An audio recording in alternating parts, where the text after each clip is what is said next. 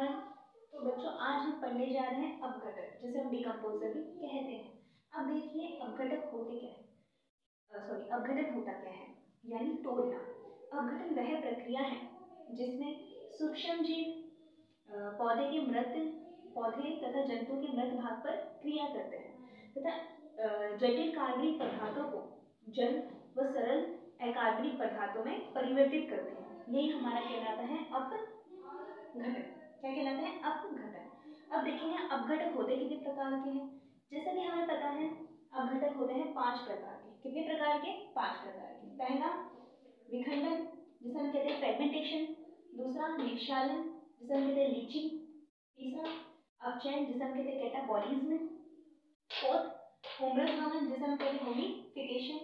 Fifth खनिजीकरण, जिसे हम कहते हैं मिनरलाइजेशन। अब पहला देखिए विखंडन, जिसे हम कहते हैं फ्रेगमेंटेशन, यानी कार्बनिक जटिल कार्बनिक पोषक पदार्थों को सरल अकार्बनिक पोषक पदार्थों में तोड़ना ही क्या कहलाता है? विखंडन कहलाता है। नेक्स्ट देखिए निक्षालन, यानी जो अकार्बनिक पदार्थ है जो हमारे पास टूटे हुए प्राप्त हुए हैं हमें, जो कहाँ उपस्थित है? अभी जल में उपस्थित है, ये मृदा में स्वतंत्र कर दिए जाते हैं। नेक्स्ट देखिए कैटाबॉलिज्म, जिसे हम कहते हैं अपचयन। बैक्टीरिया और फंगस द्वारा अपरद, जो अपरद होते हैं बैक्टीरिया और फंगस के द्वारा, यानी जीवाणु और कवकों के द्वारा सरल अकार्बनिक पदार्थों में परिवर्तित कर दिए जाते हैं।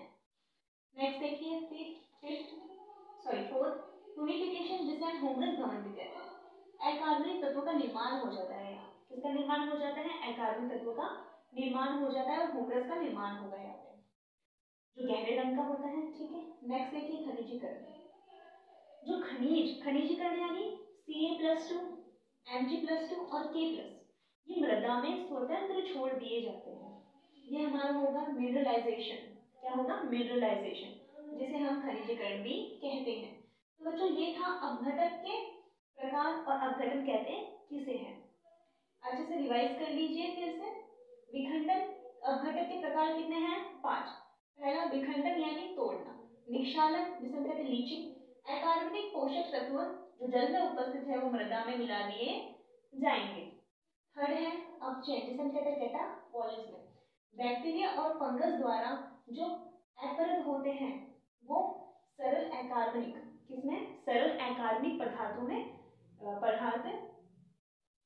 मिला दिए जाते हैं, यानी फ्री हो जाते हैं सरल अकार्बनिक पदार्थ में। ठीक है। नेक्स्ट देखिए ह्यूमरस ह्यूमस भवन, जिसे हम कहते हैं ह्यूमिफिकेशन, यानी इसमें ह्यूमरस का निर्माण होता है, गहरे रंग का होता है। और देखिए जो अकार्बनिक तत्व है उसका निर्माण यहाँ हो जाएगा। ठीक है। अब सबसे लास्ट हमारा है मिनरलाइजेशन, जिसे हम कहते हैं खनिजीकरण। अब इसमें क्या होगा? खनिज Ca+2 Mg+2 और K+2 कहाँ छोड़ दिए जाएंगे? मृदा में छोड़ दिए जाएंगे। यही हमारा अपघटक कहलाता है। यानी अपघटन के हमने 5 पढ़ लिए हैं। अपघटन कहते किसे हैं हमने वो पढ़ लिया है। ओके, आप देख लीजिए एक बार, फिर से रिवाइज हो जाएगा आपका। Thank you.